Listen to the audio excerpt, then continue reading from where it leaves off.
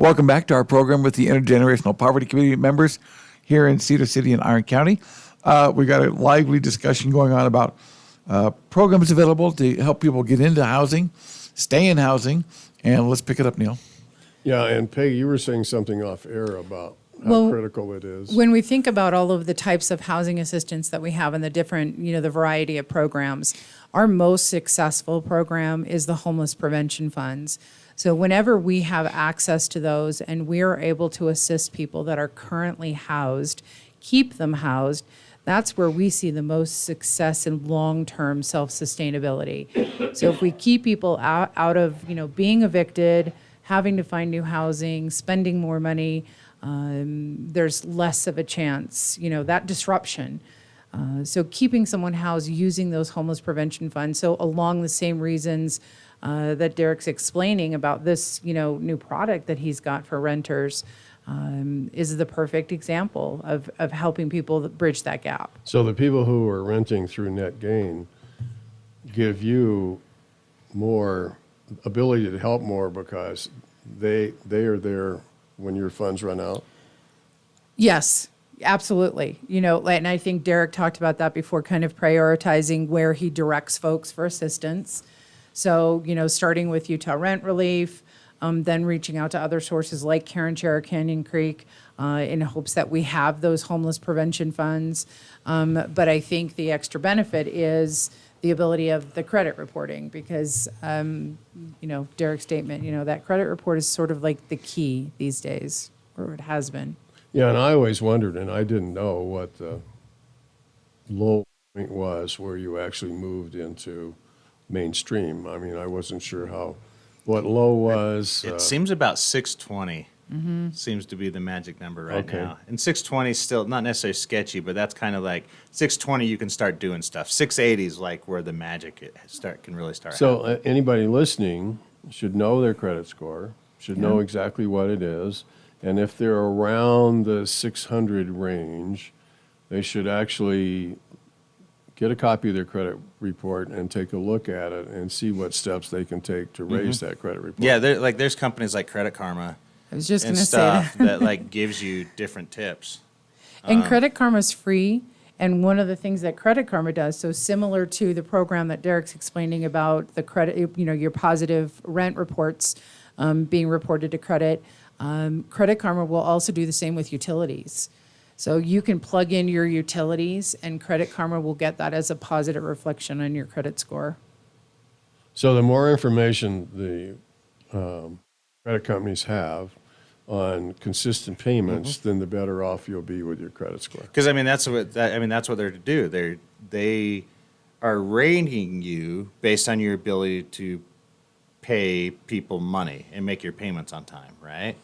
So they based it on loans in the past that you've taken out, but the philosophy is shifting, going, why does it just have to be loans when there's other payments being made?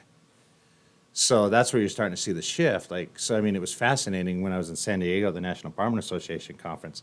There was 5 other companies that were like, oh, hey, work with us and we can report rent, to the credit bureaus. And I talked to all of them, but like I said, Azusu, I love the backstory. I love the access to the rent relief. The reporting for me is going to be amazing for my owners.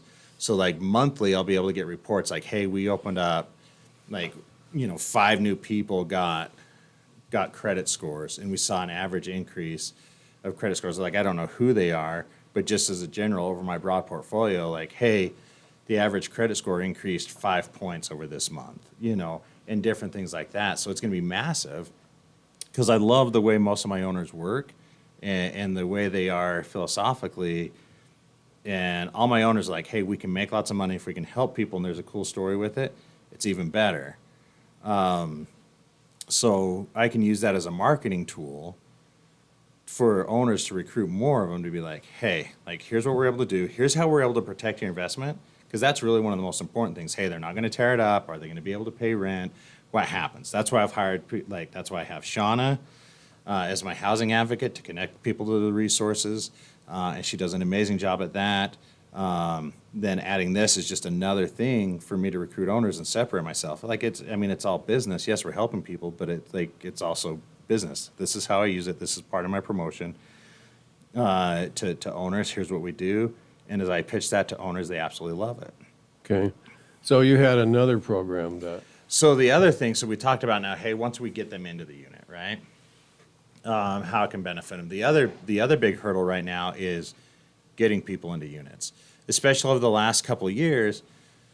With the increase of the rental market, you had a lot of people that would get into a place, they scrimped and saved for deposits, and then, all of a sudden the owner decides to sell it and they're back starting again and they don't have the money for the deposit. So you saw a huge increase in the need for deposit assistance for people. And that was always one of the hurdles. Hey, can I do payments on deposit? And it's like, no. Every time I've done a payment on a deposit when I first started, it didn't end well. So I've been working for a couple of years looking for. Have you ever tried? Yeah, you can, but you can't move in until we get the full deposit. I've said a lot of things. We know. So Yes, it's pretty well documented what yeah, she said. particularly when he's running for office, right? yeah. And it's late at night, and he hasn't had that much Mountain Dew. Those are the fun ones. Yes. I don't even. Yeah, it can be midday. Plus, he might have been With wearing plenty a of suit Mountain jacket. Dew. Yeah. But so we've been looking to try to figure out a couple options for what's deposit replacement products. How do we still protect the owner? Because cash on hand, is what they're looking for. And so we found two. And they'll be there's different requirements for both of them. One is awesome because it'll integrate with my software, so it's a little easy. The other one is separate, but we've used it a little bit already. So the way a deposit replacement product is, so say you have rent of $1,500, we require the deposit matches the rent. So you're required for a $1,500 deposit. So the move-in costs are sitting right about $3,000. Now if you have a double deposit, now you're $4,500, right? And some companies, they require a deposit and a half. That's just their standard. So now you're looking at $2,250 just automatically, and so you're almost $3,000 to move into a place. And if you look at where people are sitting at financially, that's really tough for a lot of them to pull off, right? Hence, especially now as rents increased, why we had to go through all that and the need of that increased deposit assistance. So what we've done, and we'll be launching, I'm waiting to find out when the integration will happen, but within the next month, a couple partnerships with the deposit replacement products. So the first one can cover just about everyone. And what it is, basically, it's a security bond. So instead of coming up with $1,500 in cash, you'll come up with whatever the premium is, and it's say $200. That's much more palatable to get in there, right? So the way that works is, so then we get proof that they've paid for that. We keep that record, and then on move out, we charge that insurance policy on that, and then they work out a repayment plan later on that insurance after that claim. So we wouldn't be holding any money, but it's now a lower barrier of entry for these people. So a $200 one-time payment for as long as they live there, right? And then when they move out, We make a claim on that policy. So Yeah. for whatever damages and repairs. okay, all right, and then let's say it's $600.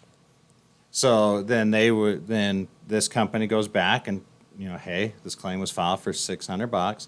We've given them all the proof. They look at it, and then they can work out a repayment plan for them. Okay, So, and then if we make a claim over that, then they take, say, the $1,500, and then we go after them for the rest, which is what we would do anyways, whether it was cash deposit or not. So there's that product. The other one that'll integrate is a little better, but the requirements of it are a little different, which is why I like having two. Because this one will help with people that Peggy works with, or both of them will in some ways. So the second one works kind of like a hotel deposit. So when they apply for this to have access to it, they have to give their account information, and so the company checks their bank account. So if we're requiring a $1,500 deposit, they just have to show in the account that they have $1,500. Okay, so with that, so say $1,500, they just pay 10% per year. So if they're there for a year, they pay $150. Then the second year, it's $150. And then once again, we just will make a claim on that. Say, hey, they $500 worth of damage, between cleaning, carpet cleaning, and then whatever other repairs. So then they work out a repayment plan again with them at the end. So it minimizes the cost to get into a place, which is one of the bigger hurdles now to do that. But then also allows some of this deposit grant funding that they have, this deposit assistance, instead of having to pay the whole deposit or a double deposit in some cases, now they're paying 10% of a double deposit. So our room rentals that are $800 or $400 a month, that they'd be paying an $800 deposit, now they're paying $80. Okay, And so they can that's a help big more deal. people. And we've worked, and we're working with Peggy's staff and Canyon Creek staff so that we can be like, here's how we time, so that we know that they have the money in the account, whether Social Security and stuff's coming in, so they can So qualify. they want to talk to you, Hal? They can just call the office, 435-263-0933. And 327-1073, a text is great. Especially early in the morning. Yeah, Like about Late at 3. night. Phone's in another room. so Pictures. Send that's Neil okay. tons of pictures. for the Karen Chair. 586-4962. Just ask to speak to a casing manager or go on our website and fill out a form. All right, that'll be it. We'll see you next time here on Talk Radio 107.7 and 590 KSUB.